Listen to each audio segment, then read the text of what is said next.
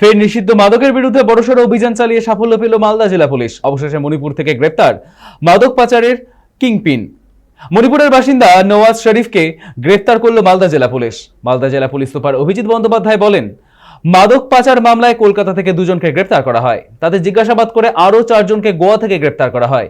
এই 6 জনকে জিজ্ঞাসাবাদ করে মণিপুরের বাসিন্দা নওয়াজ শরীফের নাম উঠে আসে। ইম্ফল পুলিশের সাহায্য নিয়ে নওয়াজকে গ্রেফতার করা হয়েছে।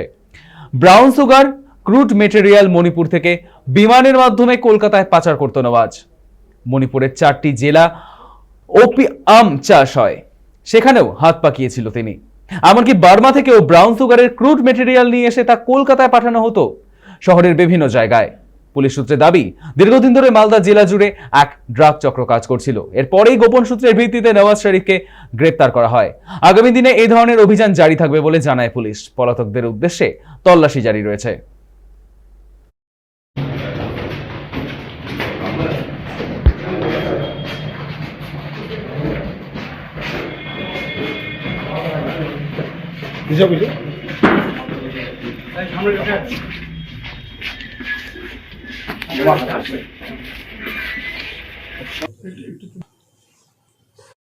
আপনারা জানেন, গত 25 জানুয়ারি আমরা কলকাতা থেকে ডালিম আলিয়াস সোহেল শেখ এবং তার একজন সঙ্গীকে অ্যারেস্ট করি।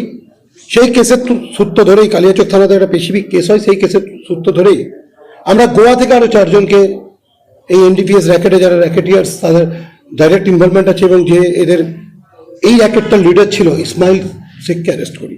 তার কিংপিন যে মালটা ওদের সাপ্লাই করে, আমরা তার সঙ্গে ব্যাংকের ডিফারেন্ট ট্রানজেকশন, ওর সাথে এদের কথোপকথন, এগুলো সব পাই। এই ডকুমেন্টারি এভিডেন্স নিয়ে আমরা যখন কনফার্ম হয়ে যাই যে নওয়াজ শরীফ ওখান থেকে এই র্যাকেটটা মনিটর করছে, ওখান থেকে ক্রুড ম্যাটেরিয়াল পাঠাচ্ছে, এর জন্য যে ওপিয়াম এক্সট্রাক্ট দরকার সেটাকে পাঠাচ্ছে এখানে। তো এবং পুরো এই যে অ্যারেঞ্জমেন্টটা, ওখান থেকে প্লেনে করে কলকাতা এয়ারপোর্টে পাঠানো, সেখান থেকে সেটাকে কেউ নিয়ে কালেক্ট করে এদের কাছে পৌঁছে দেওয়া, এই ব্যাপারটাও পুরোপুরি মনিটর করছে ইসমাইল শেখের সঙ্গে। ওখানে আরো যারা র্যাকেটে যুক্ত আছে আমরা জিজ্ঞাসাবাদ করছি, ওনাকে কোর্টে ফরওয়ার্ড করে আবার পিসিতে নেব। পিসিতে নিয়ে যে বাকি ইনভেস্টিগেশন আছে সেটা আমরা করব।